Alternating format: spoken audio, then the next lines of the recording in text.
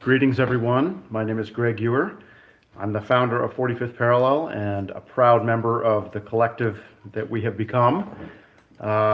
Tonight's weekly broadcast of the Portland Social Distance Ensemble features the Pyxis Quartet and special guest Micah Fletcher in a revisiting of a very meaningful program involving newly commissioned poetry by Micah and music by composers living and creating right here in Portland.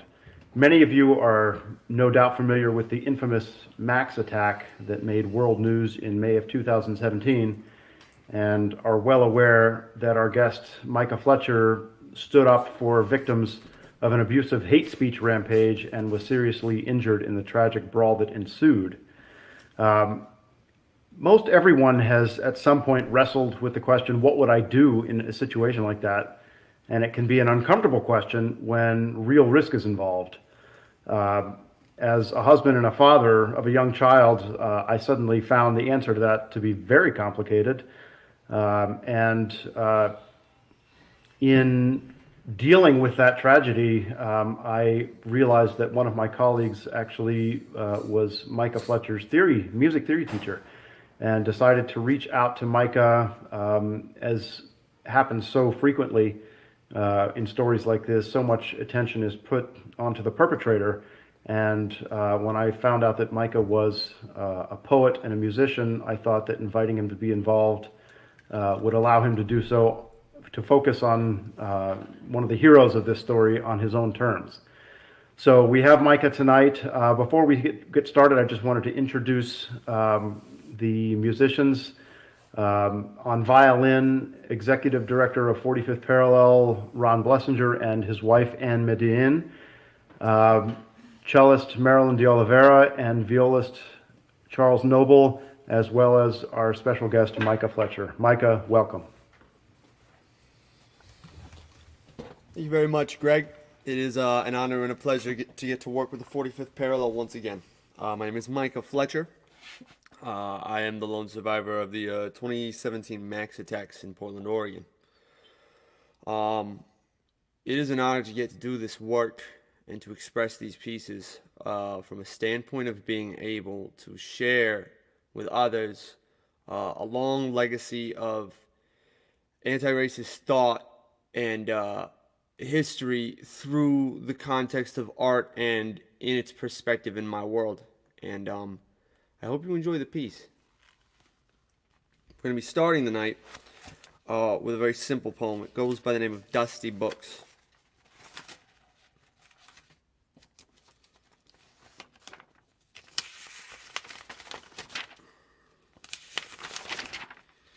If you opened up middle school photo album tucked in dusty cabinet, long forgotten to the walls of my parents' house, if you were willing to flip through all of the oblivious innocence, you would come to a picture of a child who's got a face and a name that is a lot like mine. That child died a long time ago. It is my recollection that I asked him to hold on to my goodwill, to take good care of it. I gave him simple instructions. Water it regularly. Feed it the right nutrients. For God's sakes, kid, make sure it sits in the window so that it can know the balance of day and night. And it's not the kid's fault that he failed in his mission. We never hear the bullet that gets us.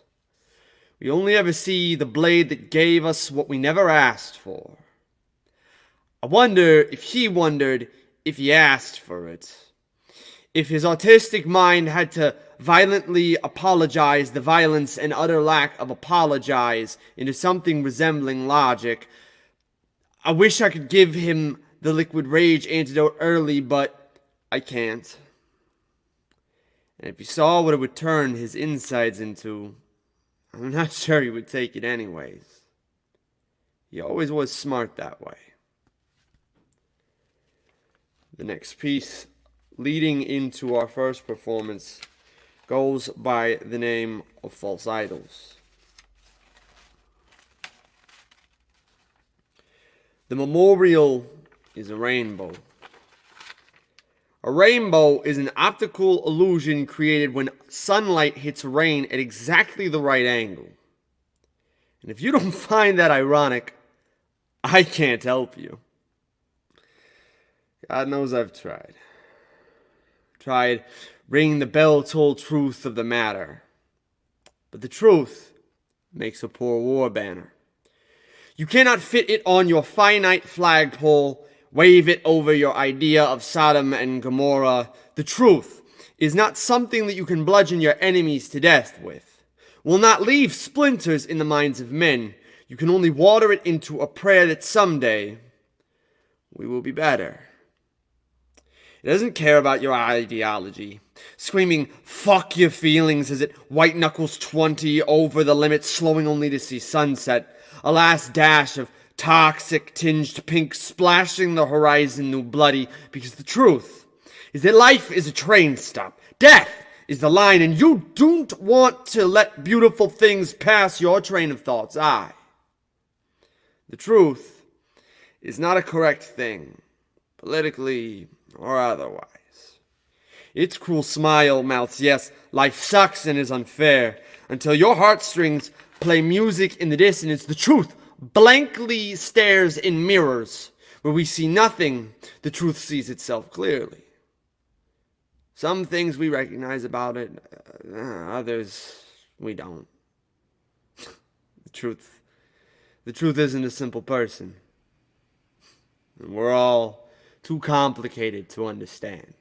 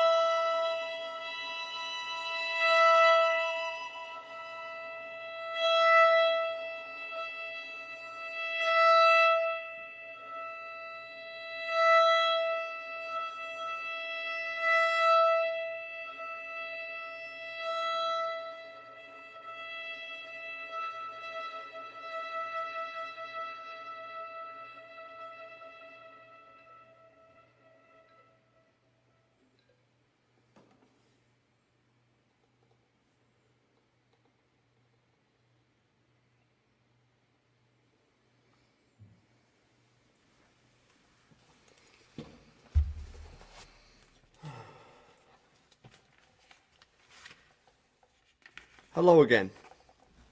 The next piece that I will be reading for you tonight goes by the name of Crisis Actor. It's an interesting piece. One designed with as a response almost to a very intricate problem I was dealing in the initial aftermath of everything that occurred. Hope you enjoy it. In the space between my spinal cord and my heart, there is a knife. I find it funny that even before the stabbing, I liked using blade imagery for poetry. One of the first poems I was ever proud of was titled The Journey of a Razor. In literature, writing about an object in a way that gives it human lifelike qualities is called personification. Personification is a useful skill for imagery, however fictional it may be. But the sharp pain in my chest is not fiction. The lie sitting at the back of my skull that lets me itch the only truth I can guarantee about the only statement I never wanted to make is not fiction. My newfound free facelift is not fiction. The story, skewed though it may be, could be considered fiction, but graves are not fiction. The rainbow may be fiction. The image forever burnt into my mind, however, of horrifying red-petaled beautiful from the recent thorn that was thrust inside is not fiction. This empty bottle of escape, the full glass in my hand, the ounce of exit sign on this plate, the week-long panic attacks, the Portland schizoid rocking chair dance, knees to chest, machete clenched in white knuckles, my breath swelling cancer, my breath leaving faster than I can take it back, the way my blood left my body without my permission, and I couldn't take it back. That was something I am ashamed of. And it is real. It is happening. It happened. It will be happening. No matter how much I scratch at the scab, praying it's just dirt on my skin, it bleeds every time. My nerves are all just train rails, just boxes of victims being carried from tragedy to tragedy. They carry eyes in their pockets. The only thing they want to see is blood. I cannot make them turn away. The last piece that I will be reading for you tonight is called Silence. I thank you very much for listening. I hope you enjoy the show. This is the chrysalis of growth. Butterfly me into a Tibetan monk. Teach me how to reach oblivion without death or poison. I want to feel the nothing of serenity. The quiet of a Portland Mac stop at 2 a.m. when the caterpillars cease in their crawl. When the tweakers and the lost find a doorway to plant their dreams in. Where the itch of sleep dream scratches itself soothed, and the lowly experience the one time in their lives when the everything isn't so everywhere always. I hope one day to live there. I will not lie to you. The world blister is sore pussing its hatred.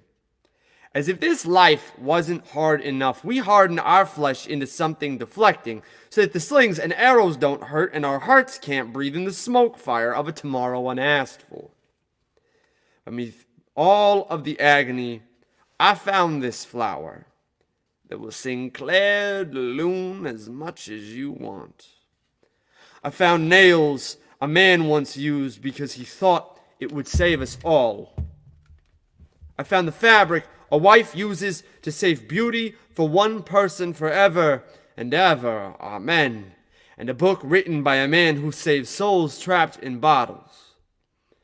And even if I don't understand half of what I found, it means we are trying. We are all practicing the rudimental necessity of love. Faces I've never seen, kiss things holy in dark places I've never been to. A chef's knife prepares a meal for a family. A father gets off a train. He holds his family grateful. He will go back to work tomorrow and sustain them again. A boy with blonde hair will love everyone on a train and never tell a soul, because there are secrets meant only for dying breaths, and he will be breathing for a long time. A big pumping heart with legs, moonlighting as a ball of anxiety and spite, will get out of class. They will walk to the train, headphones loud, synchronizing with the only things that bring them comfort. They will get off the train, arrive at work right on time. They will punch a clock and go back home to the family that loves them. And that night, they will dream the same Eucharist of love they always have. In that moment, love will win. Even if it didn't this time, I have to believe that someday it will.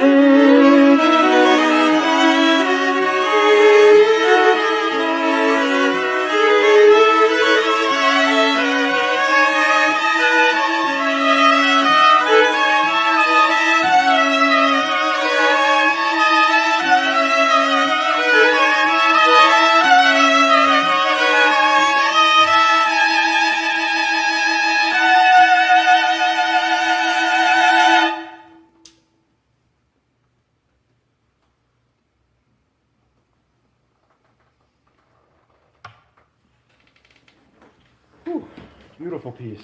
That piece was entitled "I Found This Flower" by Bonnie Miksch. And I feel I neglected to mention the title of the first piece. It's Folie à deux, or Shared Delusion, by Kenji Bunch. There were also two other composers who wrote pieces for the original concert, which took place on February 15th, 2019. And those composers were Nicholas Yandel and Teksu Kim. And everyone on that program just wrote incredible pieces. We hope to perform the other two for you before too much time passes. I'd like to extend a heartfelt thanks to Micah Fletcher for being here with us tonight. I know it's been a very eventful week, and we so appreciate you being here and reading your profoundly beautiful poetry. Also, a huge shout out and again, heartfelt thanks to Danny Rosenberg, who created this platform and allows us to bring you these weekly concerts. Speaking of weekly concerts, next week's show, John Nastos, the amazing saxophonist that you heard a couple of weeks ago, will be back with another great program of jazz. So please tune in. It's going to be fantastic. If you heard his last offering, he brought in friends from all around the country, and they were able to come together virtually on Danny's platform, and it was just a terrific evening of music. It was exactly what we all needed. So that's next week. Please subscribe to our YouTube channel. We're trying to build it, and every subscription helps. And if you feel so moved to donate, just know that your donation supports the artists and this platform and allows us to bring these concerts to you. You can donate either on Facebook or by clicking the link on YouTube to our website. And with that, we wrap it up here tonight. Thank you again for tuning in for another program brought to you by 45th Parallel and the Social Distance Ensemble. And we will see you next week. Take care. Bye-bye.